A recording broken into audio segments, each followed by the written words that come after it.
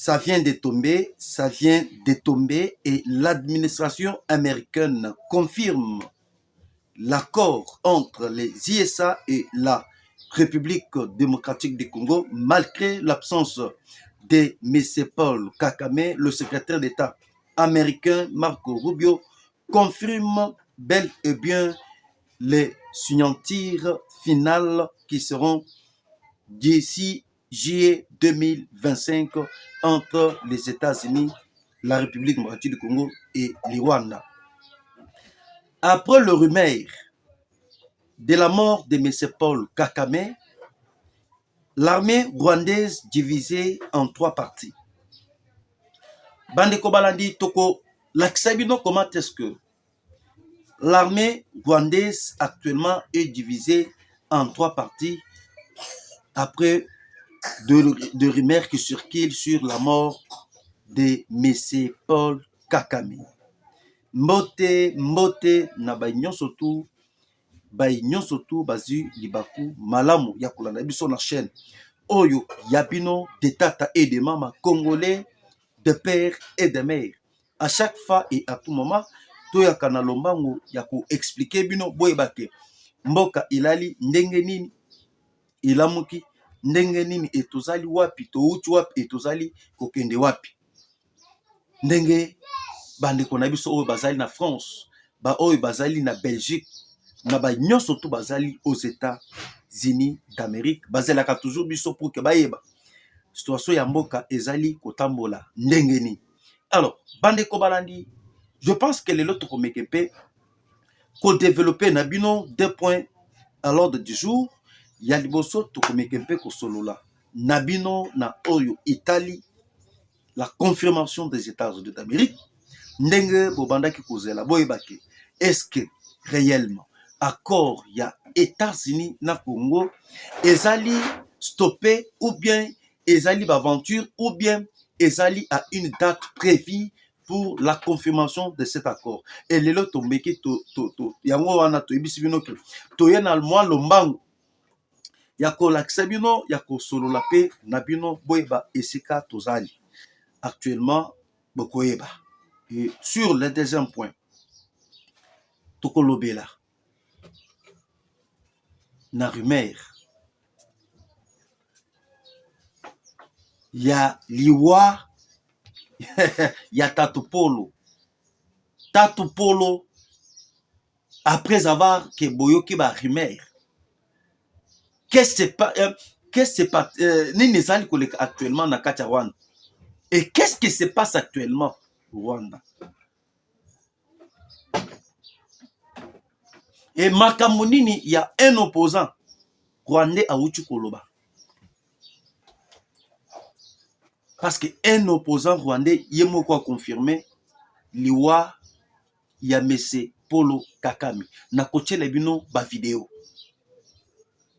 Avant to simba point wana, tozolinga d'abord to banda na première actualité.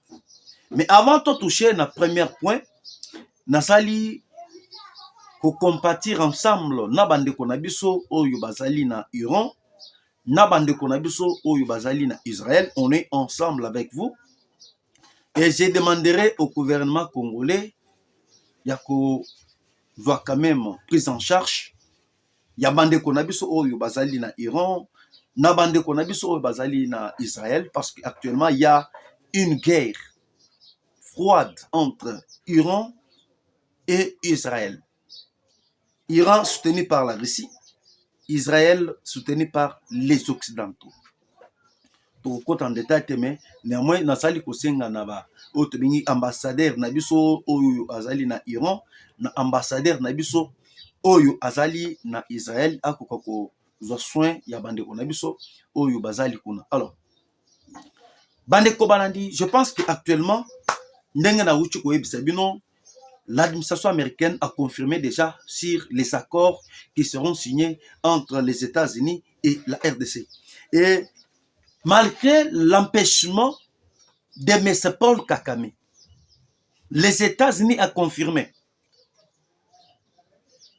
au mois de juillet,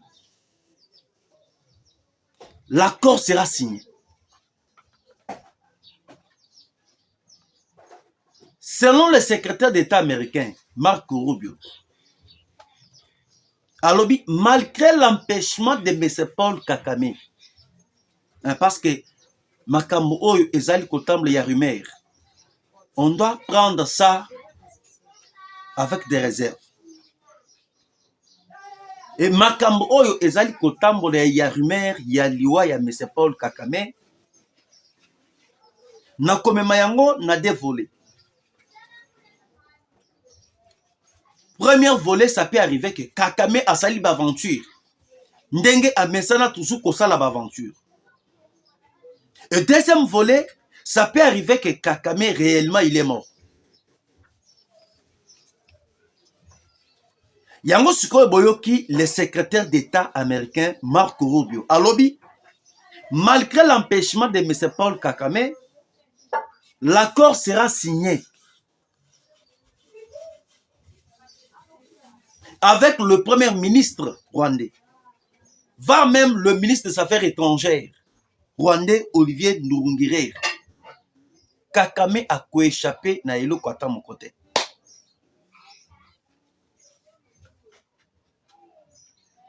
Selon les États-Unis d'Amérique, à lobby, le mois de juillet ne passera pas. Le mois de juillet est le plafond pour les États-Unis d'Amérique. Et je vais vous révéler comment est-ce que les États-Unis commencent à accélérer makambo oyo Italie accord. Actuellement, ndenge tozali kosolona bino arme. Boye ba que bauti kokanga ba minéraux oyo eutaki na kati ya Rwanda, oyo eutaki na kati ya Uganda ezali ko traverser frauduleusement vers le Kenya.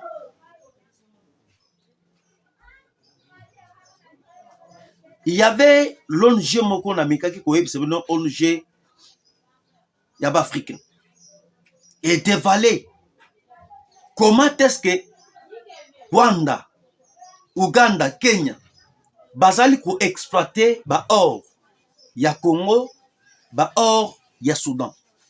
Et ba or wana ekendaka précisément na kati ya Kenya et koti bato ekenda ba destination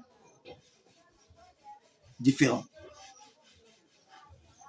Selon ndenge bauti ko balobi que selon ba or na ba colton oyo ba ebandaki kobima destination Kenya, ba chinois ba bandaki kozwa ba or à travers Kenya. Iran abandaki kozwa ba or à travers Kenya. Qatar yepe abandaki ko se ressourcier na kati ya oyo tobengi mboka ya Kenya. Yango omoni les États-Unis a compris. Soki batiki makambo oyo etali accord na ba prolongement, on va dire que prolonger et tout consort.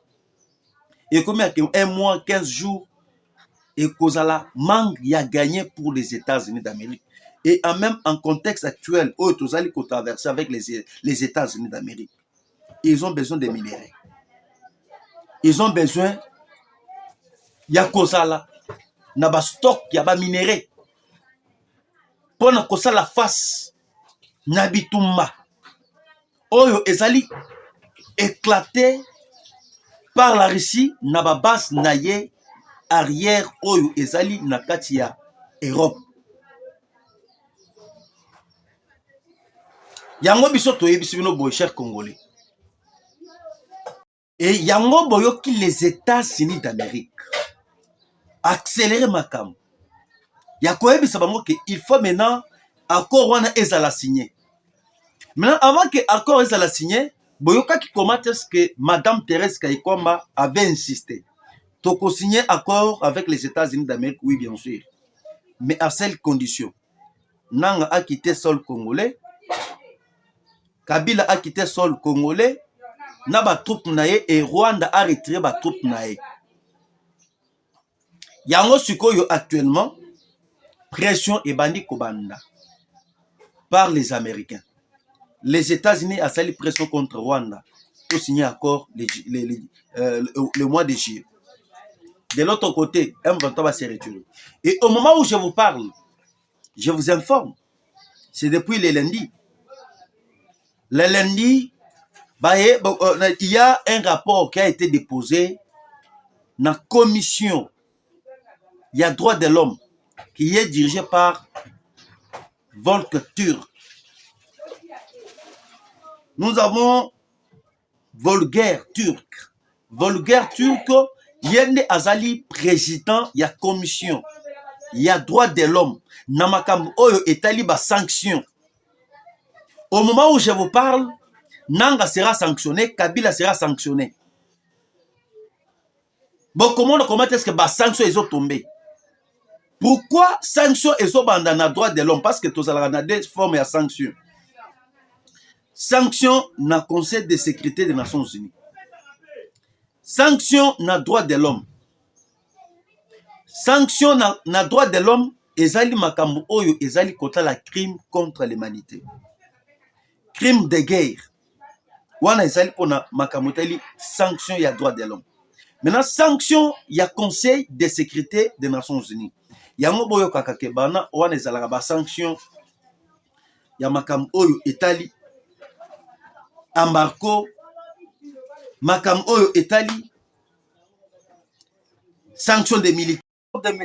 Joseph Kabila et Nanga et Kozala Sele. Pourquoi? Parce que actuellement, vous avez suivi comment est-ce que Volker Turk au Azali, au commissaire, il y a droit de l'homme, Denga Ouchiko décide. Alors, par ailleurs, les équipes du haut commissaire turc indiquent avoir reçu des informations sur l'usage, le parti ou conflit dans le nord Kivu et le sud Kivu. Ces violences auraient été utilisées comme une forme de représailles contre certaines communautés, contre les proches des contre les proches des ethnies et aussi le haut commissaire des droits de l'homme de l'ONU, HCDH, enquête aussi sur des allégations de recrutement d'enfants, notamment d'adolescence par les M23 et plusieurs milices, et aussi les plusieurs milices.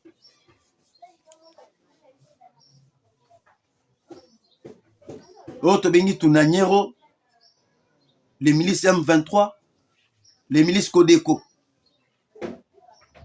Et Turc appelle tout le M23 immédiatement en faveur d'un cessez-le-feu et à reprendre les négociations et de respecter les droits internationaux humanitaires et des droits humains.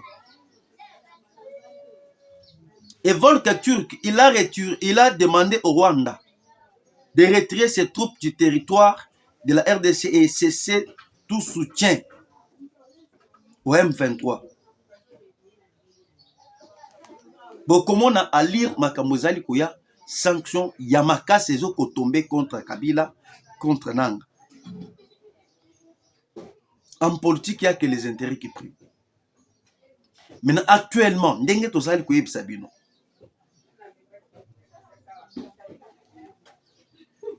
Selon les États-Unis d'Amérique, Alobi attaque Lelo Rwanda a échappé pour na signer. États-Unis va signer na premier ministre rwandais Otozali Kobenga na kombo ya Edouard Kirant. Edouard Kirant, c'est actuellement celui qui a pris l'intérim au Rwanda.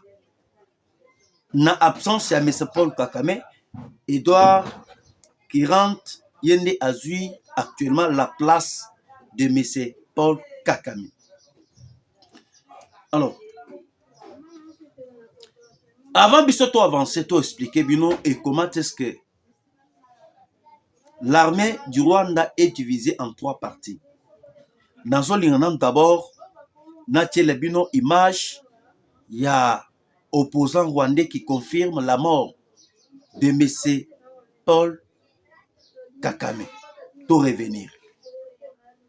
présidentiel est vacant, personne ne veut en parler. Et je vais vous dire pourquoi. Ça, je peux faire rapidement une parenthèse. Tout le monde sait qu'il est malade et qu'il est allé se soigner à l'étranger. Donc ça, ce n'est un secret de polichinelle. C'est pas sûr.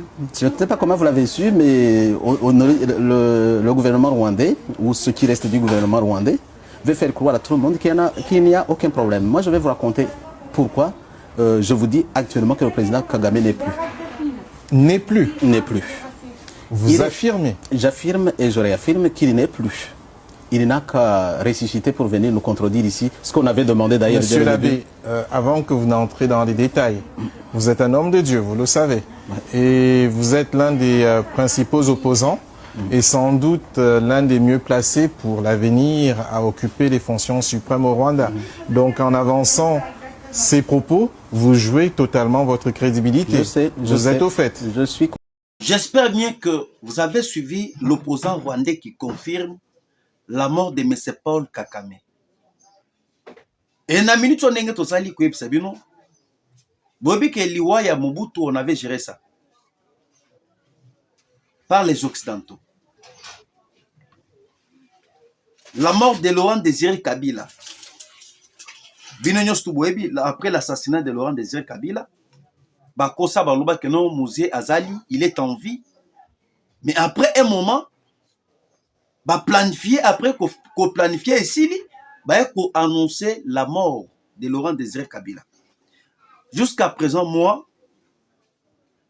c'est que je vais vous dire. Sur l'information Yongai Nazali na yango Kagame, jusqu'à présent, Azali na état critique.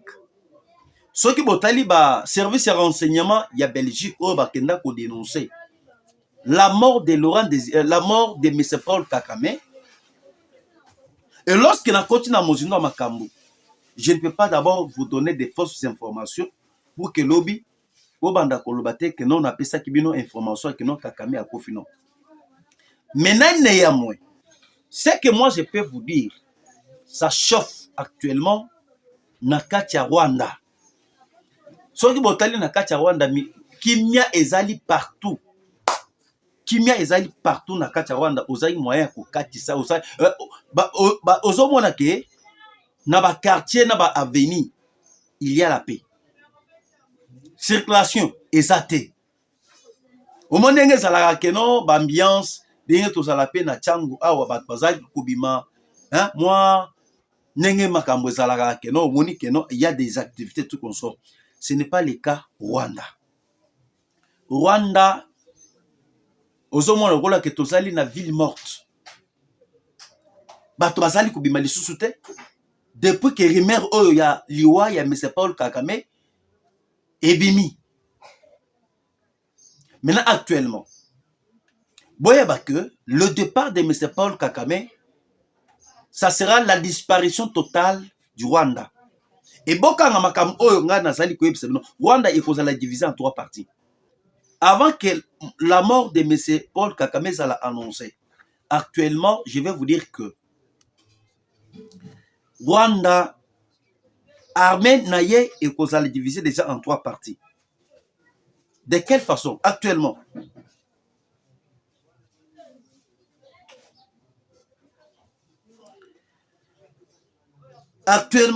tozali na branche ya armée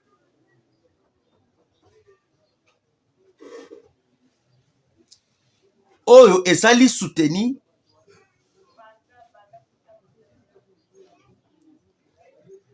par la femme de M. Paul Kagame.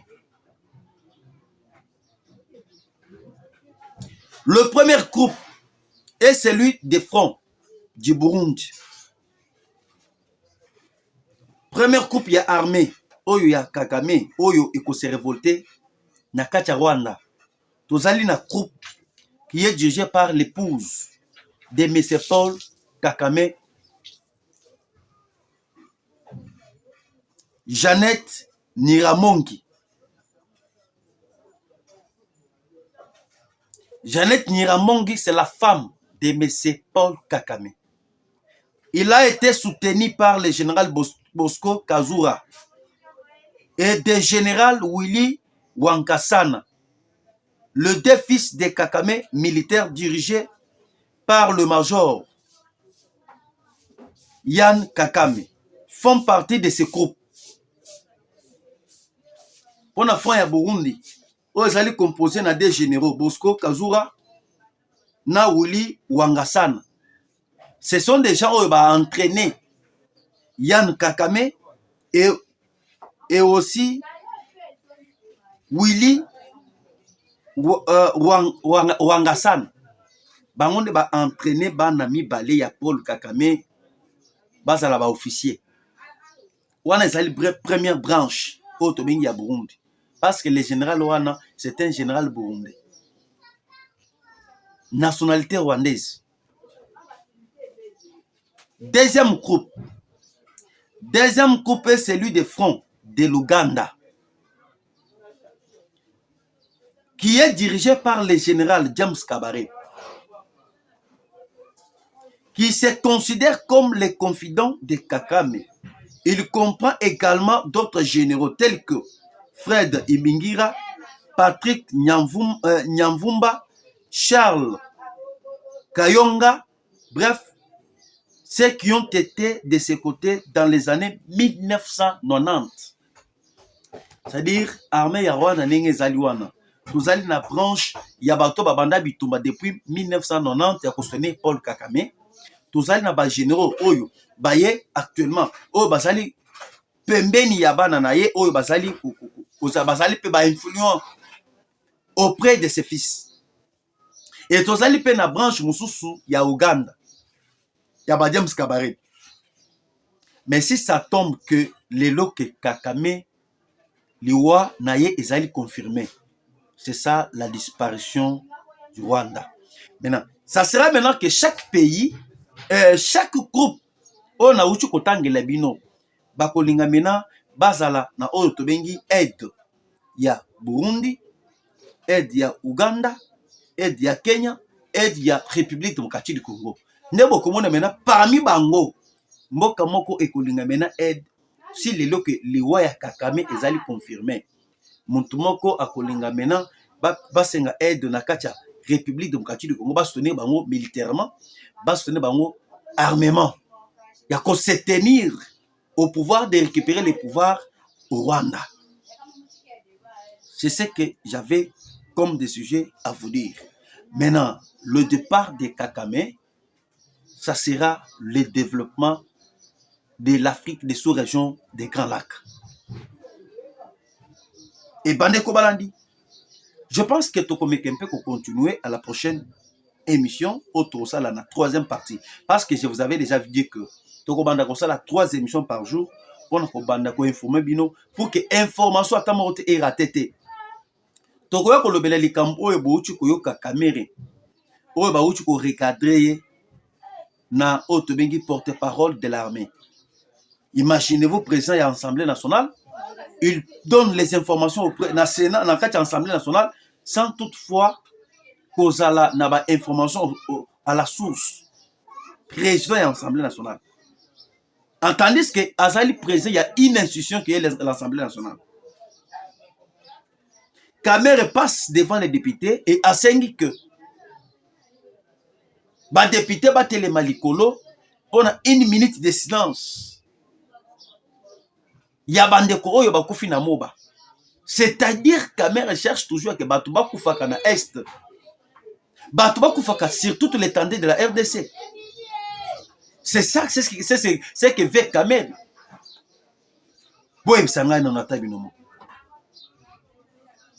Information non vérifiée. A télémi à lobby que non, tout téléma bisogno surtout ba député likolo. 1 minute de silence, ya bato ba koufi na moba.